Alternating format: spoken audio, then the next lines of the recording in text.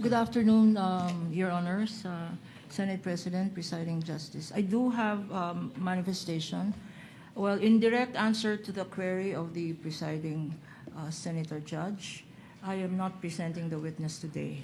But I would like, with your permission, Your Honors, to manifest a query that we request be addressed by this Honorable Court, Presiding Judge, to the defense. The lady may proceed. We are informed, and in fact, we have seen an interview conducted in the Senate premises on the Vice President itself, and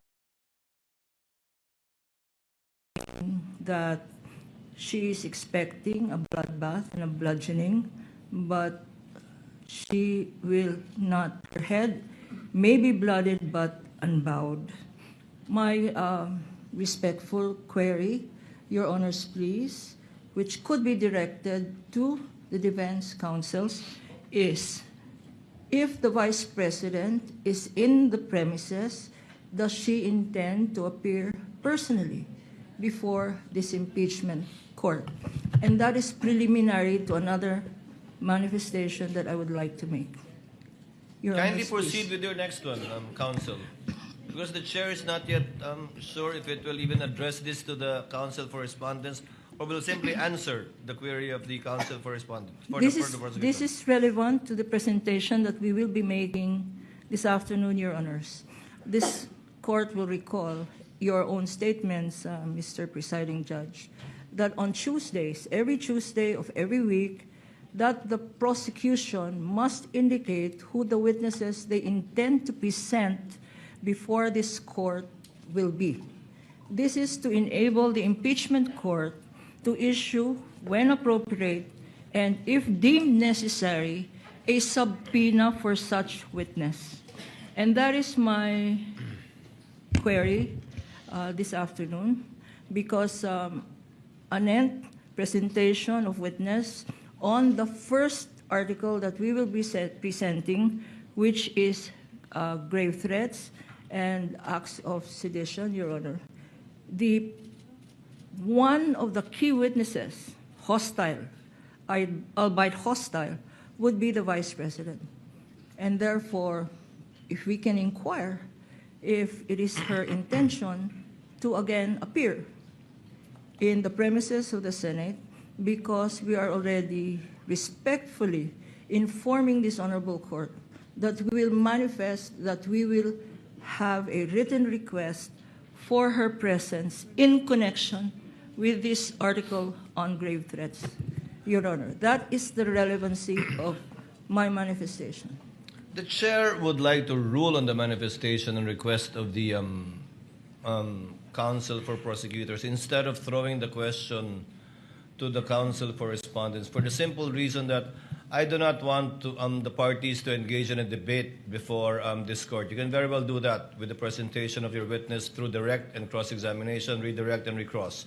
To answer, the impeachment rules do not mandate nor require the respondent to attend any hearing or trial of the impeachment court.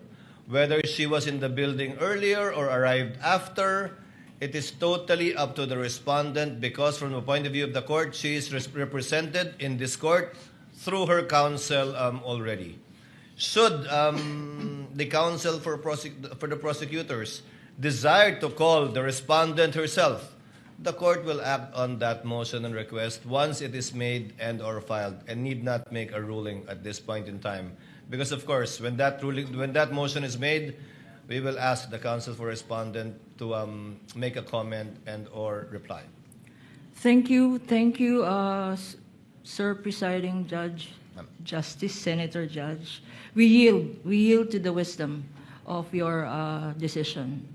Thank you, ma'am. With that, we will reserve the right.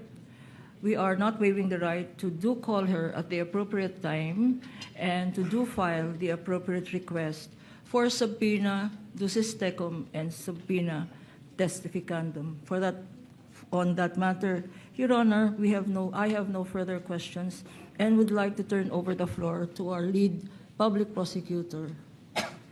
to Thank you, introduce. Thank Counsel you, for Your Honor. Prosecutors, Attorney Lorna Capunan, for your remarks, which are duly noted. Yes, the lead prosecutor is recognized. Your Honor, as manifested yesterday, the articles of impeachment is divided into 4 teams, and I would like to turn over to the head prosecutor of Article 4, that is threat, the Honorable Lawrence Defensor. May I request that he be recognized, Your Honor?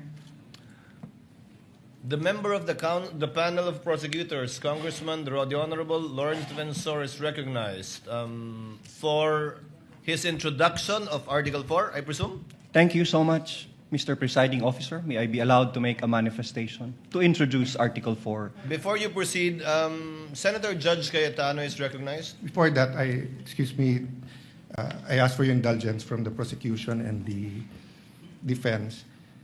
There are certain issues that we are more than willing to listen to the debate here. I'm speaking for myself, but I think for also other senator judges, and of course will give us much leeway. But there are certain issues that we also need time to study. So if we look at our rules of impeachment, suppletory kasi yung rules ng rules of court. And the difference between asking the accused to take the stand and asking someone who's not the accused, but we may say something that is incriminatory, there's a wide difference. So the accused, under the rules of court, hindi mo pwedeng i-force to take the stand. Pero yung hindi accused, they have to take the stand and wait for the question, and then they can claim the right against self-incrimination. But it could be argued that this isn't exactly a criminal court and a criminal offense. It's an impeachment court. So if it pleases the court, or if the prosecution is sure to ask for the subpoena, may I propose, Sir Presiding Officer, that both sides give us a memoranda in advance so that we can also do our part and study rather than spend much more time during the debates, because I'd really like to study that issue also. Thank you, and sorry for the interruption, Congressman. Noted, Senator Cayetano. However, it is premature at this time. We will do what we did with respect to the motion for the issuance of subpoena ad testificandum and ducis tecum in regard to the bank accounts of the spouses Duterte and Carpio, as well as the AMLC records. We require the parties to submit a memoranda, and we will be scheduling it for oral arguments by the parties.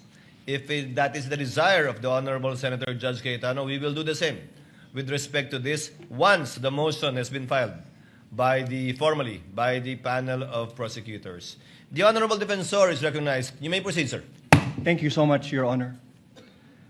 Honorable Senator Judges, noong 22 ng Hunyo 2026, nagulat at nagdalamhati ang buong bansa sa pamamaril sa isang paaralan. Sorry, excuse me. Your Honor, may I be allowed to finish my manifestation? I will not disrespect and interrupt the defense counsel Yes, but before once he that, has started. this is no disrespect, sir. Counsel for respondent is recognized. Thank you, Your Honor. Your Honor, this is improper. The improper for trial. Manifestation, this is not a manifestation proper for court procedure. This is instead them telling a story. This is a narration by the prosecution, which is not allowed. This is not allowed by any rule in any court. So what May I be allowed is to proper reply? is that they present their first witness, and We will are be ready. presenting our witness, Your Honor. However, please allow us to freely advocate our position. That's why, Your Honor, including we the are defense objecting. when it's their turn. We will not Counsel object to the respondent, same. kindly let him finish. Thank you, Your Honor. Thank to you so respond much, to Your you. Honor. To respond to you. Yes, you were saying. Thank you, Honorable Honorable Defensor. Senator Judges. Noong ikadalawampu No, dalawa ng Honorable Hunyo- Defensor, kindly finish your reply to the Thank you, Your objection Honor. of I will counsel proceed. for respondent. allow us to freely advocate our positions through the proper and respectful discourse. This is not prohibited under the rules. In fact, the court has declared that yesterday, the rules will not comply with the strict procedures of a judicial proceeding. Each article is a separate complaint, and it would be the proper guidance for the senator judges, lalo na po sa ating mga kapwa Pilipino na nanonood, para mas lalo nilang maunawaan ang ipipresenta naming ebidensya. the impeachment is a sui generis. Sui generis dahil kakaiba ito, hindi ito judicial, administrative, o civil o criminal proceeding. Hayaan niyo po kaming magbigyan ng 5 minuto para mailatag namin kung paano namin maipresenta at ang basihan namin sa pagpresenta ng aming ebidensya. Your Honor, may I respond? The presiding officer should rule. Although indeed we will interpret the rules liberally, and although indeed this is a sui generis proceeding, neither will we allow any dilatory moves and/or tactics, and I will bind and hold you to your 5 minutes, Honorable Defensor. Absolutely, And we Your will Honor. clock it. Your Honor, we will may- afford the same opportunity to the counsel for respondents when their turn arrives. Thank you, Your Honor. May I proceed, Your Honor? You may proceed.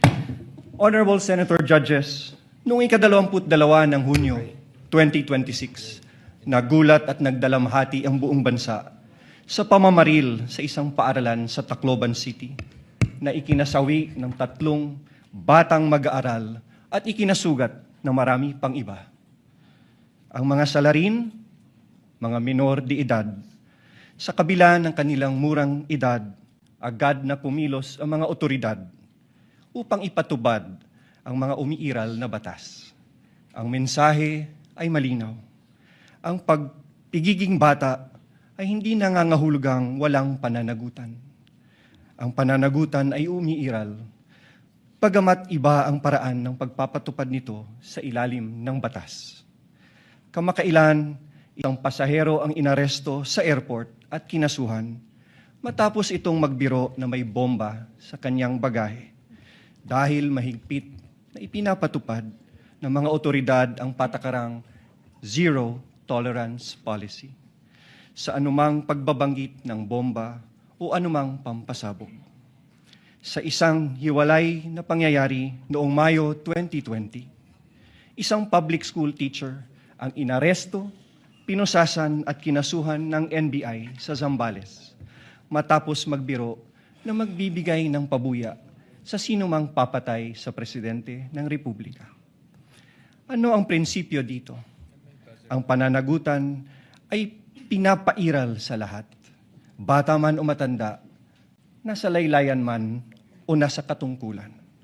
The prosecution comes before you today to present evidence for Article 4, establishing that Vice President Sara Duterte committed acts that betrayed the public trust, committed culpable violation of the Constitution, committed high crimes, in publicly admitting through a live broadcast that she contracted someone to assassinate the President, the First Lady, and the former House Speaker. We acknowledge the burden of this trial on the senator judges as well as the Filipino people. But it is a duty that we must discharge together, lest the public come to believe that threatening public officials and fostering a culture of impunity are conduct that may be tolerated or condoned, especially coming from the second highest official of the land. Ang mga kilos at salita ng Vice Presidente ay hindi dapat ituring na simpleng krimen sa ilalim ng batas, kundi tuwirang paglabag sa saligang batas. Kaya ang paglilitis na ito ay mahalagang mekanismong itinakda upang tiyakin na ang kapangyarihan ay laging may kaakibat na pananagutan. Accountability must apply to all or none at all. At the heart of this impeachment proceeding lies a fundamental question para sa ating lahat. Can we continue to entrust one of the highest constitutional offices to a public official who, on multiple occasions, purposely and willfully and repeatedly resorted to threats of violence against the very institutions that she swore to uphold and protect? The evidence presented in this article are not just derived from testimonies and authenticated documents, but from the Vice President's own words, own conduct, her very own public admissions. Her words were neither accidental nor taken out of context. They were uttered publicly with the intention to be taken seriously. Huwag kang mag-alala, ma'am, sa security ko. Kasi may kinausap na ako na tao. At sinabi ko sa kanya na kapag pinatay ako, patayin mo si BBM, Your Honor. si Lisa Marcos, si Martin Romualdez. No joke. No joke. What makes these threats especially sinister is that they do not come from an ordinary citizen, but from the Vice President herself, an official who, under the Constitution, stands to succeed the President of the Republic. Such statements carry a gravity far from the exercise of one's freedom of expression. They strike at the very heart of government. This is especially significant given that she has publicly declared her intention to run for president in the next election. What values do we expect from those who occupy the highest office in the land? Delicadeza, palabra de honor, integrity, and loyalty to your oath of office. These are not outdated ideals. They are the foundations of honorable public office. Maraming salamat po, Your Honors.